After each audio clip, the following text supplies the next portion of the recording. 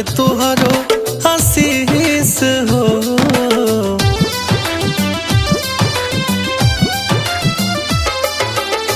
हम भगवान से है मनाई जिया भैया लाख बरिस हो। राख के बंधन निभैया हो भैया, राखी के दिन ना भूलैया हो भैया, राखी के दिन ना भूलैया हो।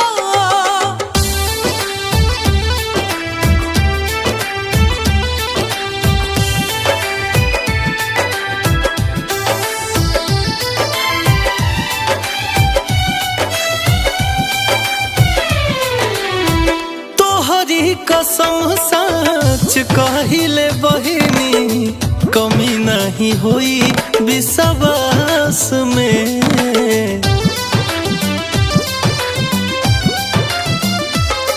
हो बान्हे कलैया में धागा हर बहिनी एही आस में।